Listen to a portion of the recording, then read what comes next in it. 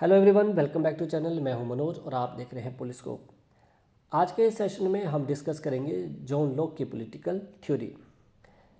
John Locke, जिन्हें liberalism का founder भी माना जाता है।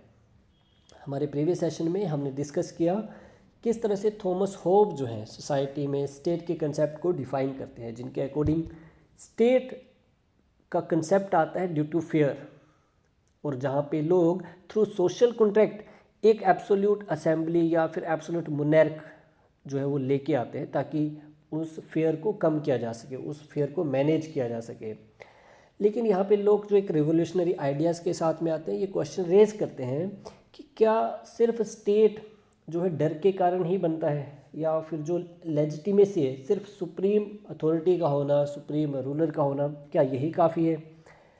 तो लोग जो है वो पॉलिटिकल थ्योरी को एब्सोल्यूटिज्म से लेके लिबरल कॉन्स्टिट्यूशनलिज्म की ओर मोड़ते हैं कि मतलब कोई एक एब्सोल्यूट पावर नहीं होना चाहिए, एब्सोल्यूट अपने जो राइट्स है उनको आपको सरेंडर नहीं करना है।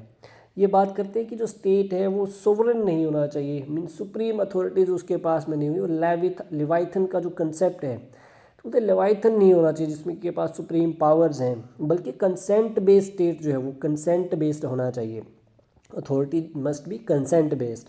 एंड जो फेयर से ये मोड़ देते हैं राइट्स की तरफ। स्टेट का निर्माण जो फेयर्स के लिए नहीं है, डर के कारण नहीं है कि लोग जो डर को ख़त्म करना है इसलिए स्टेट का निर्माण किया जाए। वो बोलते हैं कि ये राइट्स की तरफ लेके चलते हैं कि राइट्स को प्रोटेक्ट करना है, हमारे राइट्स को प्रोटेक्ट किया जाए, इस वजह से जो है वो स्टेट का होना चाहिए।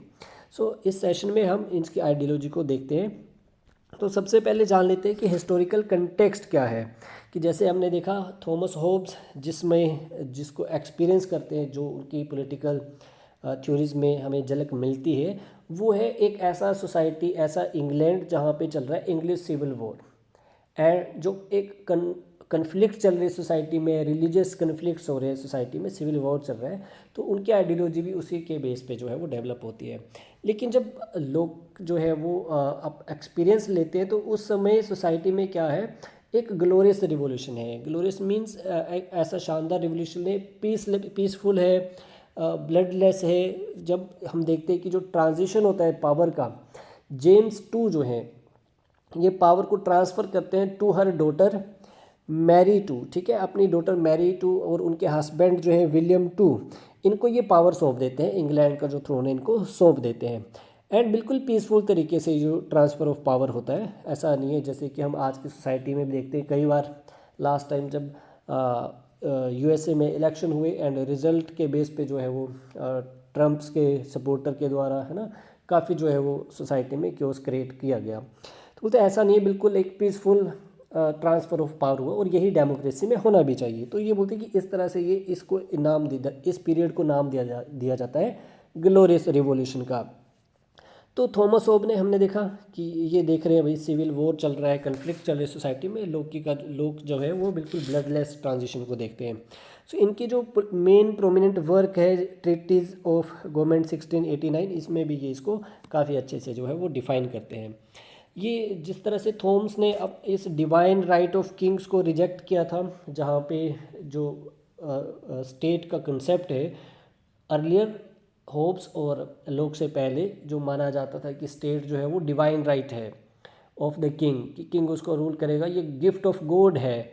किंग को जो है वो शासन करना जो गिफ्ट ऑफ गॉड है, या फिर रिप्रेजेंटेटिव है वो गॉड के, उनका मतलब करना ही है उन्होंने शासन।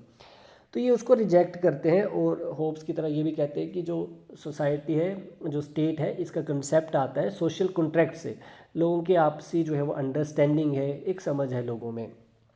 थॉमस होब्स जो सोसाइटी में फेयर और डिसऑर्डर के बेस को समझाते हैं। लोग कहते हैं कि फेयर डिसऑर्डर का फेयर नहीं है कि सोसाइटी में सिविल वार हो जाएंगे, कन्फ्लिक्ट हो जाएंगे। फेयर इस चीज़ का है, डर इस चीज़ का होना चाहिए कि भाई टिरेनी ना हो जाए। टायरेनी मीन्स कि अत्याचार ना हो, जो पावर में बैठे लोग वो जुल्म ना करें, इनको डर इस चीज़ का है। जहाँ पे होप्स जो वो डरते इस चीज़ से है कि जो सोसाइटी है वो आपस में लड़ेगी, वो जो है कन्फ्लिक्ट करेगी।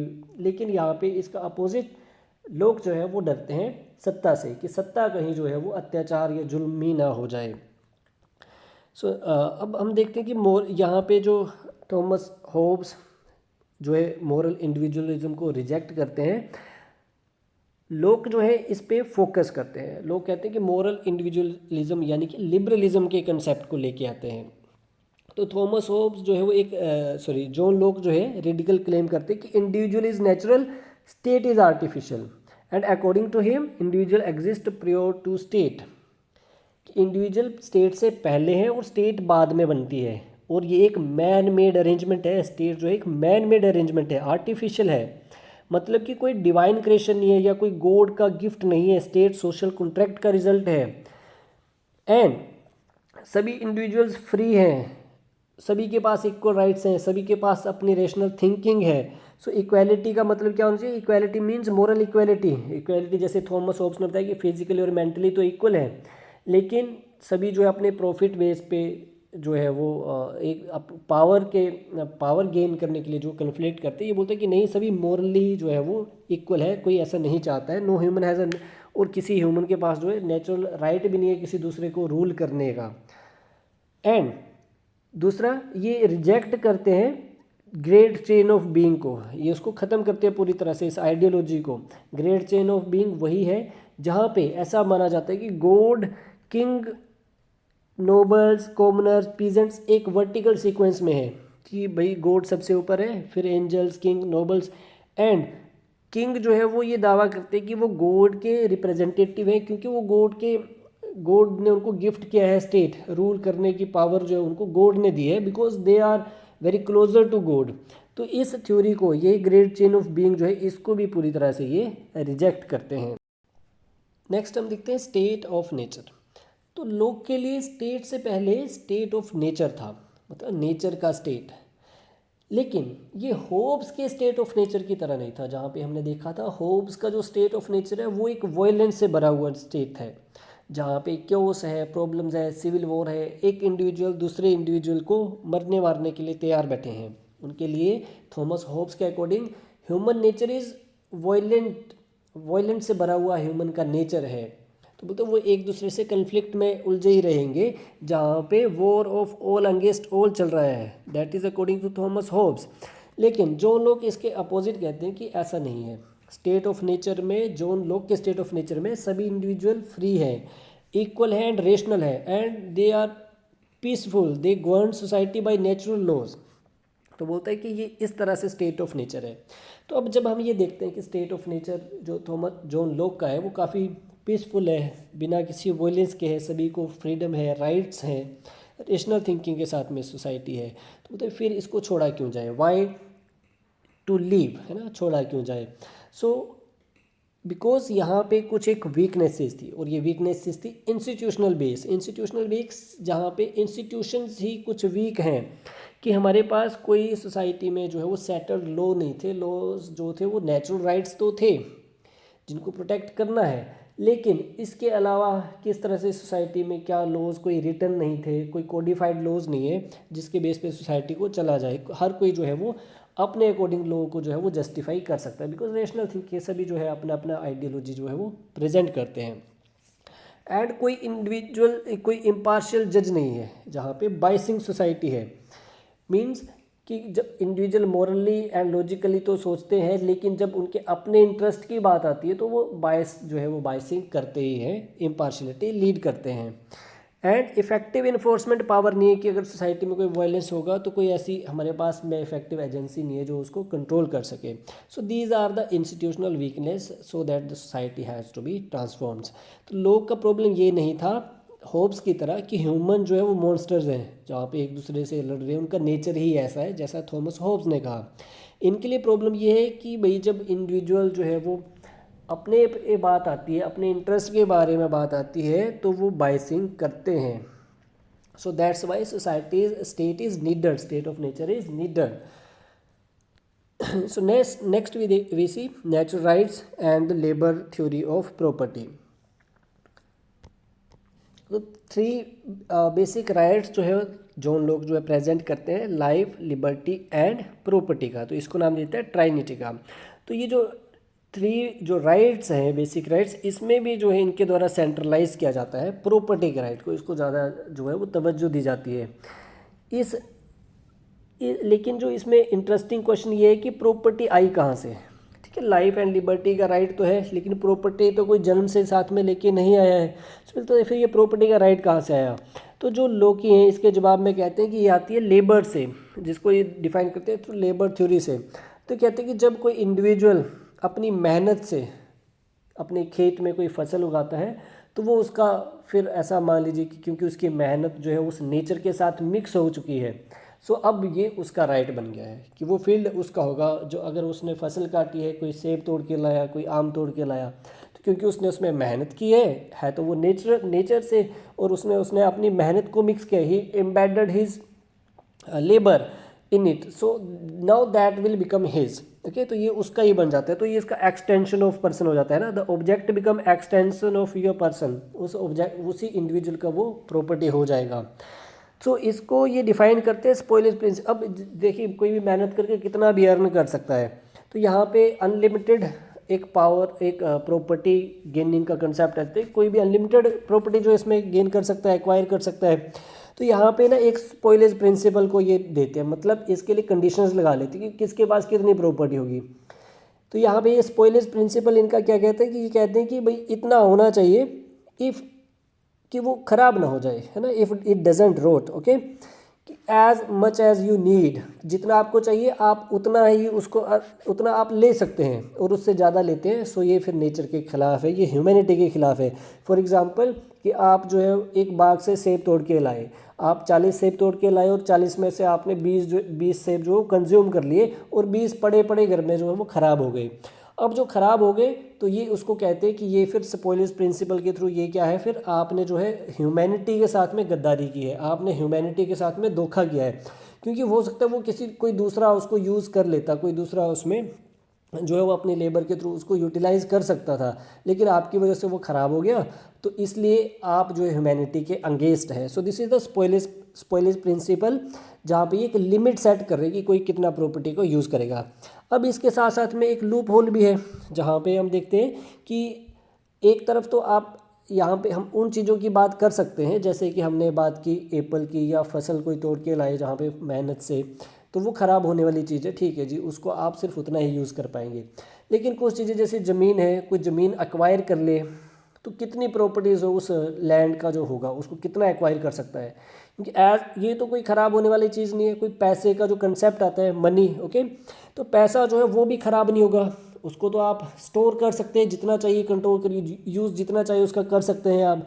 तो फिर ये एक लूप होल रह गया इनका जो लेबर थ्योरी है, जहाँ पे ये बात करते हैं कि आप प्रॉपर्टी एक्वायर कर सकते हैं और इतना एक्वायर कर सकते हैं जितना आपको चाहिए।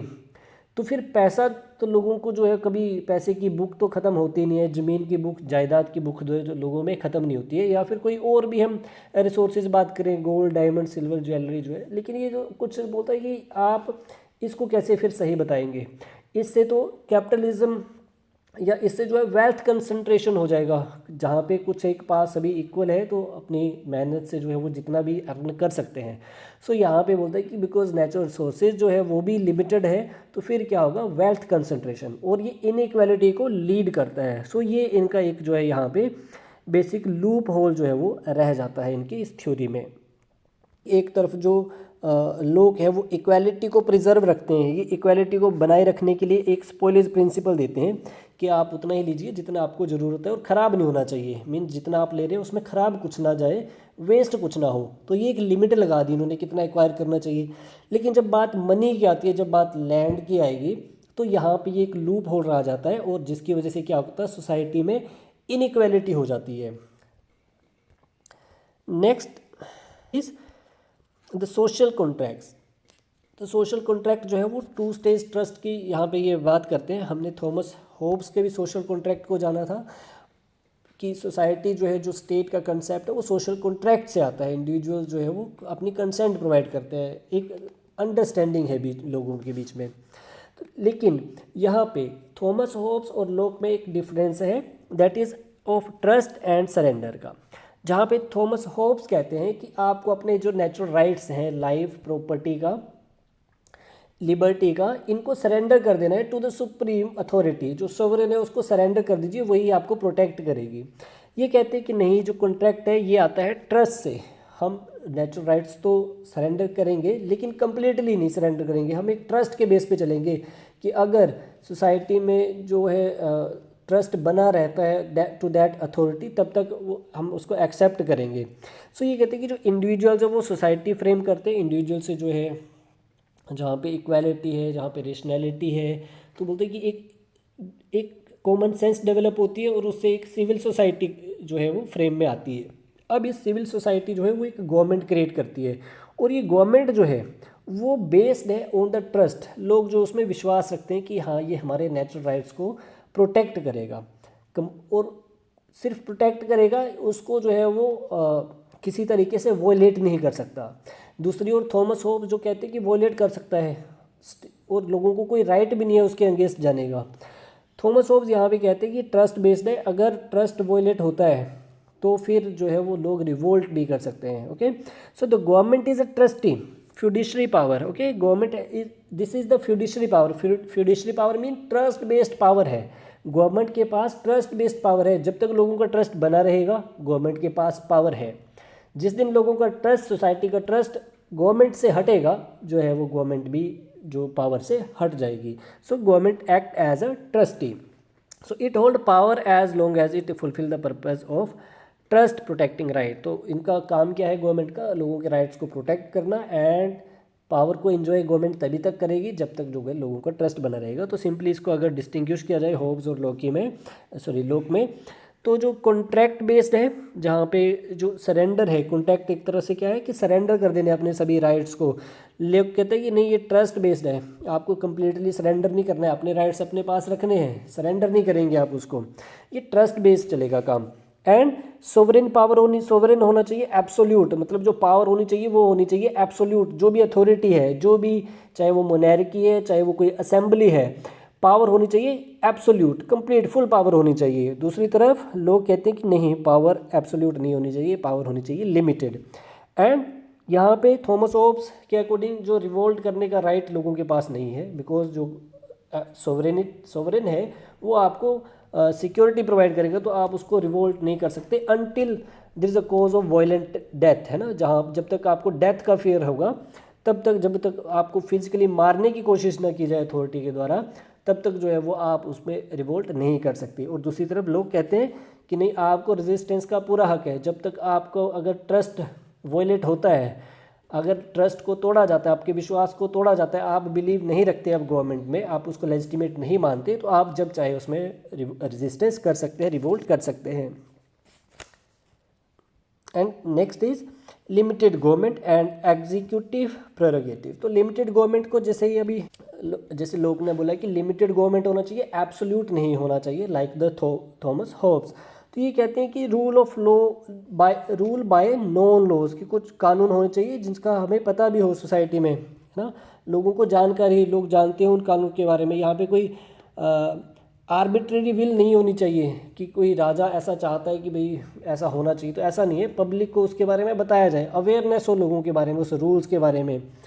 And consent of the govern, कि जिसको आप रूल कर रहे हैं उसकी कंसेंट होनी चाहिए। कोई भी लॉज आप लेके आ रहे हैं, कोई भी कानून आप कुछ भी इम्प्लीमेंट करना चाहते हैं, तो उसका कंसेंट भी चाहिए आपको उन लोगों का जिसको आप गवर्न कर रहे हैं।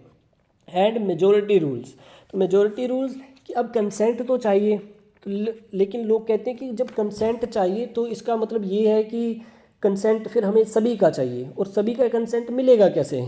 चाहे कोई भी गवर्नमेंट्स हो, एक कंप्लीट कंसेंट तो प्रोवाइड नहीं हो सकता उसको। तो फिर ये जो प्रॉब्लम रेज होती है कि सबका जो कंसेंट रिक्वायर्ड है, तो फिर डिसीजन कैसे होगा, फिर से स्टेट जो है फंक्शन कैसे करेगी? तो लोग इसका सोल्यूशन बताते हैं कि एक बार जब सोसाइटी जो है फॉर्म्ड हो जाती है, जब सोसाइटी बनती है, तो जो मेजॉरिटी फिर उसमें जो भी डिसीजन लेती है उसी को माना जाएगा। मीन मेजॉरिटी का रूल यहाँ पे चलेगा। सो अदरवाइज अगर ऐसा नहीं किया जाएगा तो सोसाइटी जो है वो अपनी फंक्शनिंग को जो है वो अच्छे से कर नहीं पाएगी, है ना, फंक्शन नहीं कर पाएगी सोसाइटी। और लेकिन जब ये मेजॉरिटी रूल की बात करते हैं तो इसका मतलब ये नहीं कि मेजॉरिटी जो चाहे वो कर ले, मेजॉरिटी रूल भी होना चाहिए बट लिमिटेड। एंड नेक्स्ट ये बोलते हैं separation of power, and basically कौन सा, लेजिस्लेटिव एंड एग्जीक्यूटिव। तो इसको आगे हम डिस्क्राइब करते हैं इसको कि जो लेजिस्लेटिव सुप्रीमेसी है, लेजिस्लेटिव क्यों, क्योंकि लेजिस्लेटिव जो है वो लोगों की विल से आती है, लोगों की कलेक्शन विल को सपोर्ट करता है लेजिस्लेचर, और सोवरेन फंक्शन करता है। तो लेजिस्लेटिव को इनके अंदर नाम दिया गया heart of the state, heart of the state, क्योंकि यही है फंक्शनिंग करने वाला, ये लोगों की कलेक्शन को, कलेक्टिव विल को रिप्रेजेंट करता है। लेकिन ये लॉज बनाते हैं, लेजिस्लेचर का काम क्या है, लॉज को बनाना, क्रिएट करना। अब उसको जो है इम्प्लीमेंट कौन करवाएगा, उसके लिए है एग्जीक्यूटिव, एंड एग्जीक्यूटिव प्रोरोगेटिव का, कि भाई यहाँ पे हमने बात करी कि लॉज को फ्रेम करेंगे। अब ये लॉज तो कुछ भी हो सकते हैं, तो एग्जीक्यूटिव का काम एक तो उसको इम्प्लीमेंट करना। अब इम्प्लीमेंट करते करते एग्जीक्यूटिव ऐसा भी तो हो सकता है कि आप जो एग्जीक्यूटिव है वो अथॉरिटेरियन गवर्नमेंट बन जाए, है ना, अथॉरिटेरियन फॉर्म में आ जाए कि भाई अनलिमिटेड पावर का यूज़ करें, जो लेजिस्लेचर है उसके द्वारा कोई भी लॉज जो है वो बनाए जाएं। तो यहाँ पे लोग जो हैं ये कहते हैं कि थोड़ा सा फ्लेक्सिबल होकर ये कहते हैं कि रियल लाइफ तो अनप्रेडिक्टेबल होती है, लॉज जो बनाए जाते हैं वो कभी कभी इनएडिक्वेट होते हैं, मतलब सफिशिएंट नहीं हो पाते, और स्लो भी होते हैं कि आपको कोई काम करना है लॉज के थ्रू, आप उसको थोड़ा सा जल्दी नहीं कर पा रहे, टाइमली उसको कंप्लीट नहीं कर पा रहे, तो फिर क्या किया जाए। तो ये यहाँ पे एग्जीक्यूशन को, जो एग्जीक्यूटिव अथॉरिटीज़ हैं उनको मिलती है प्रोरोगेटिव पावर, कि अगर वो चाहे कि भाई कोई काम है और उनको करना है, तो वो लॉ से, कानून से बाहर जाके, कानून से आगे जाके भी उस काम को कर सकते हैं। मीन्स कानून की अवहेलना भी वो कर सकते हैं अगर किसी ऐसी कोई सिचुएशंस आती हैं। तो ये इनके लिए ना एक एमरजेंसी बटन की तरह हो गया, ये जो इनको पावर मिलती है प्रोरोगेटिव पावर, तो ये एक एमरजेंसी बटन की तरह है कि अगर उनको लगता है कि ये सही नहीं है, हम इसको ऐसे नहीं ऐसे ही करना चाहते हैं लॉज के अगेंस्ट जाके, तो भी ये कर सकते हैं। लेकिन जब ऐसा करते हैं तो ऐसा करते करते कहीं ऐसा ना हो जाए कि अथॉरिटेरियन रिजिम आ जाए, है ना, एग्जीक्यूटिव जो है वो सिविल वॉर की तरफ आगे बढ़े। तो क्वेश्चन को, इसको सोल्व करते हुए फिर से ये कहते हैं डिक्टेटरशिप ना आ जाए। लोग कहते हैं कि नहीं होगा, एग्जीक्यूटिव ऐसा नहीं कर पाएगी, बिकॉज डिक्टेटरशिप आने के चांस नहीं है, क्योंकि अल्टीमेट सोवरेनिटी तो जो है वो लोगों के पास है।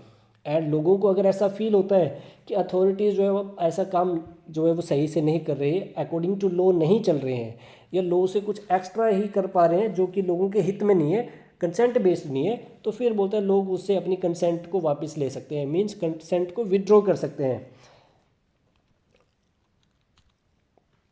सो जब ये ऐसा होगा, ऐसी कंडीशन होगी, तो लोग जो करेंगे वो करेंगे, रिवोल्ट करेंगे, है ना। और ये रिवोल्ट जो है उनका नेचुरल राइट्स है, मोरल ड्यूटीज़ है उनकी। एंड ये रिवोल्ट को, रिवोल्यूशन को, हमें इसको रिबेलियन से कंपेयर नहीं करना है। रिबेलियन जहाँ पे सोसाइटी में, मींस आप किसी भी मेथड का यूज़ कर रहे हैं, वॉयलेंस का यूज़ भी कर सकते हैं। रिवोल्ट का मतलब है पीसफुल ट्रांजेक्शन होना चाहिए, आप जो है वॉयलेंस का यूज़ यहाँ पे नहीं करेंगे। और जो रिबेल है, रिबेल का होता है कि ये एक जो सक्सेसफुल नहीं हमेशा होता है, कि सत्ता को चेंज नहीं कर पाता है रिबेल ऑलवेज। कभी कभी हो सकता है रेयर केसेस में कि रिबेल की वजह से जो है वो सत्ता चेंज हो जाए, वरना जो है रिवॉल्यूशन के थ्रू, जब जन क्रांति आती है तभी जो है वो जो सत्ता परिवर्तन जो है वो एक्चुअली में होते हैं। यूनाइटेड स्टेट की जो इंडिपेंडेंस स्ट्रगल है उसको भी जो है वो इन्फ्लुएंस करती है। सो नेक्स्ट हम देखते हैं कि जो लोग यहाँ पे, नेक्स्ट आगे बढ़ने से पहले लोग यहाँ से लोग यहाँ पे कहते हैं कि जो अगर टिरेनिकल रूल होता है तो लोग सिंपली क्या करेंगे, उस ऑर्डर को मेंटेन कर सकते हैं by withdrawing their consent to that authority. So next हम देखते हैं कि उनका कंपैरिजन एक बार थॉमस होब्स और लॉक का। सो थॉमस होब्स, जो कि अगर हम बात करें ह्यूमन नेचर की, थॉमस होब्स कहते हैं कि ये कम्पिटिटिव है, फेयरफुल है। ह्यूमन नेचर जो है कम्पिटिटिव है काफ़ी, एंड फेयरफुल है। और दूसरी तरफ लोग कहते हैं कि नहीं, ऐसा नहीं है, ये सोशल है, मिलजुल के रहने वाला है, एंड रेशनल थिंकिंग की मोरालिटी के साथ में है। एंड प्रॉब्लम क्या है थॉमस होब्स की, कि जो सोसाइटी है वो क्योस है, ह्यूमन नेचर जो है क्योटिक है, एंड वोलेंट डेथ का यहाँ पे डर बना हुआ है। लोग कहते हैं कि ये प्रॉब्लम नहीं है सोसाइटी की, क्यों ऐसा नहीं है, वोलेंट डेथ का भी फेयर नहीं है। फेयर है तो बस इस चीज़ का कि कहीं इनजस्टिस ना हो जाए, बाइसिंग ना हो जाए, कि ह्यूमन बीइंग जो है रैशनैलिटी है, सभी इक्वली सोच सकते हैं, रैशनल थिंकिंग सबके पास है। तो बोलते हैं कि ये कहीं भी इनजस्टिस करते हैं, जब इनके अपने इंटरेस्ट की बात आती है तो यहाँ पे इनजस्टिस कर जाता है ह्यूमन नेचर। सो नेक्स्ट बात करें कॉन्ट्रैक्ट की, तो कॉन्ट्रैक्ट होब्स के अकॉर्डिंग कम्प्लीटली सरेंडर करना है to sovereign authority, your rights, your liberty, right to life, right to property, इन सबको भी आप सरेंडर कर देते हैं टू द अथॉरिटी। लेकिन लोग कहते हैं कि नहीं, ये ना कंडीशनल है, लिमिटेड पावर के साथ में जो भी सोवरेन है, एंड जो कॉन्ट्रैक्ट साइन हो रहा है ये भी एक ट्रस्ट के बेस पे है। एंड सोवरेनिटी कैसे होनी चाहिए, थॉमस होब्स के अकॉर्डिंग होना चाहिए कंप्लीट, एब्सोल्यूट, इंडिविजिबल होना चाहिए।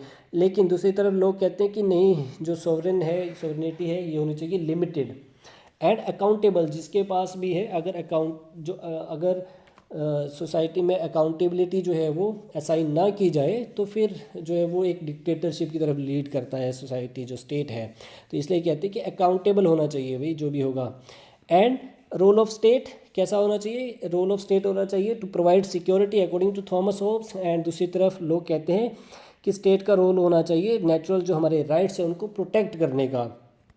रेजिस्टेंस क्या हम कर सकते हैं थॉमस होब्स में, तो नहीं, हमें रेजिस्टेंस का राइट नहीं है अनटिल कि कोई हमें मारने की कोशिश ना करे।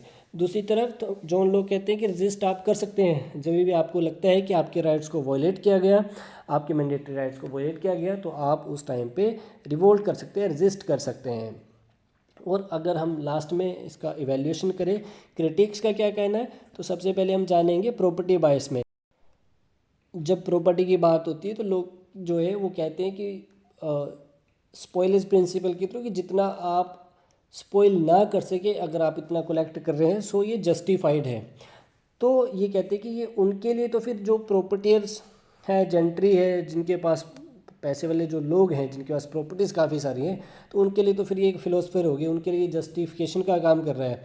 तो एक तो ये ओवर एम्फेसाइज करते हैं प्रॉपर्टी को, थ्री नेचुरल राइट्स की बात करते हैं, लाइफ, लिबर्टी एंड प्रॉपर्टी, तो ये ज़्यादा एम्फेसिस करते हैं प्रॉपर्टी को। और दूसरी तरफ जस्टिफाई करते हैं कैपिटलिस्टिक इनइक्वालिटी को, जो मनी लूप होल रह गया कि जहाँ पे आपने ख़राब होने वाली चीज़ों पे तो बात कर लिया कि आप अनाज या कोई ना ऐसी कोई चीज़ जो ख़राब ना हो सके, आपको उसका जो है ज़्यादा अमाउंट में कलेक्शन नहीं करना है।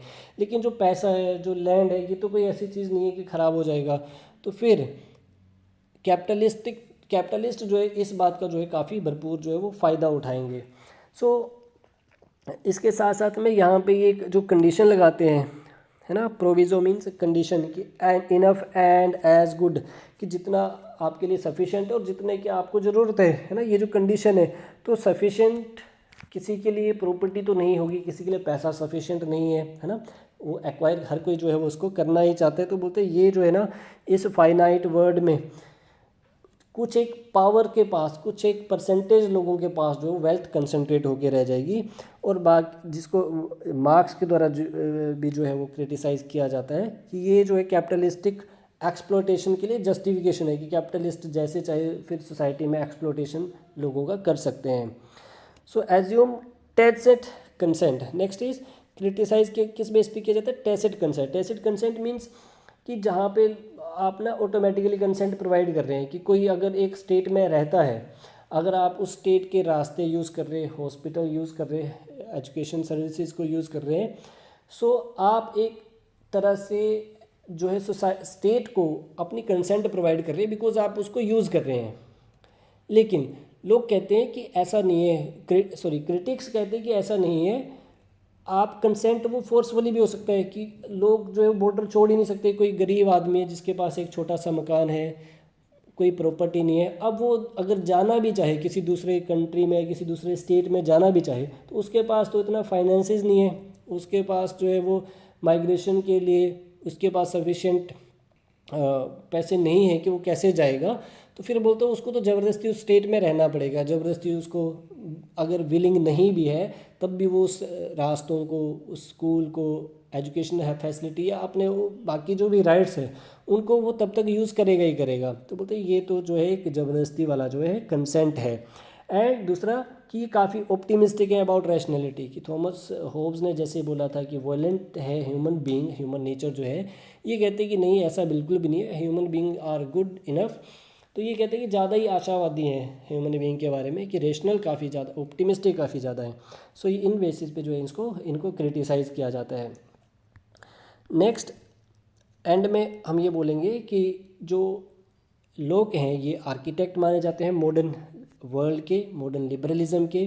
तो ये पॉलिटिकल थ्योरी को ट्रांसफॉर्म करते हैं फ्रॉम एब्सोल्यूट टू अकाउंटेबल, कि जहाँ पे मेडिवल पीरियड में जहाँ जो किंग था वो गॉड्स रिप्रेजेंटेटिव जिसको माना जाता था, और जो अथॉरिटी थी वो अनक्वेश्चनेबल थी।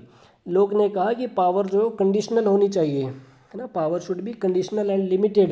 गवर्नमेंट अथॉरिटीज़ जो है वो ट्रस्ट के बेस पे होनी चाहिए, ना कि सिर्फ इसलिए क्योंकि वो अथॉर सुप्रीम है इसलिए। तो बोलते जो सत्ता है वो होनी चाहिए ट्रस्ट बेस पे। नेक्स्ट, ये रूल्स जो सेंटर है टू इंडिविजुअल, जो रूल सेंटर से इंडिविजुअल सेंटर की तरफ सोसाइटी को मोड़ते हैं। ये कहते हैं पॉलिटिकल थ्योरी जो है वो रूल सेंटर नहीं होनी चाहिए, कोई एक रूल कर रहा है ना, जहाँ पे स्टेट जो था वो प्राइमरी था। पहले स्टेट को प्रियोर माना गया कि स्टेट पहले है, इंडिविजुअल बाद में, स्टेट के इंटरेस्ट पहले हैं, तो स्टेट जैसे चाहे इंडिविजुअल को जो है ट्रीट कर सके। ऐसा नहीं है, बोलते कि पहले इंडिविजुअल होना चाहिए, इंडिविजुअल के राइट्स को प्रोटेक्ट करना है, उसके बाद में जो है वो स्टेट है, इंडिविजुअल से स्टेट बनेगा। सो दूसरा, ये जो फेयर बेस्ड था सोसाइटी, जैसे थॉमस होब्स ने बोला, तो ये उसको ट्रांजिट करते हैं from fear based to right based, कि फेयर बेस्ड स्टेट नहीं होनी चाहिए, कि जहाँ पे स्टेट में सोसाइटी में फेयर है इसलिए स्टेट हो। बोलते स्टेट इसलिए होना चाहिए कि लोगों की जो राइट्स हैं, बेसिक राइट्स हैं, उनको प्रोटेक्ट किया जा सके। सो इनको father of liberalism, architect of constitutionalism and foundation of modern democracy जो है, इनका जनक जो है इनको माना जाता है। लेकिन एक सेंट्रल क्वेश्चन यहाँ पे फिर से रहता है कि जो हम इक्वलिटी की बात करते हैं, can we truly have liberty if we have massive in equality in property. क्योंकि लोग ने तो बोल दिया, एम्फेसाइज कर दिया प्रॉपर्टी को, कि जितना चाहे एक्वायर कर सकते हैं, एज गुड एज इनफ। लेकिन बोलते कि क्या इस बेस पे जो है सोसाइटी में फिर इनइक्वालिटी नहीं रह जाएगा। तो ये एक बड़ा क्वेश्चन यहाँ पे रह जाता है। तो इन्हीं को आगे जो हम अपने नेक्स्ट सेशन में डिस्कस करेंगे, किस तरह से जॉन लॉक को जो है क्रिटिसाइज़ किया जाता है, किस तरह से जॉन लॉक की जो आइडियोलॉजी है आगे चल के जो है वो लीड करती है सोसाइटी। आज के इस सेशन में इतना ही। अगर वीडियो यूज़फुल लगा हो तो वीडियो को लाइक करें, शेयर करें। इसके साथ साथ अपनी फीडबैक्स, अपनी सजेशंस आप हमें कमेंट सेक्शन में राइट कर सकते हैं। और अंत में चैनल को सब्सक्राइब करना ना भूलें। मिलते हैं नेक्स्ट टॉपिक के साथ में, तब तक के लिए हैव अ गुड डे।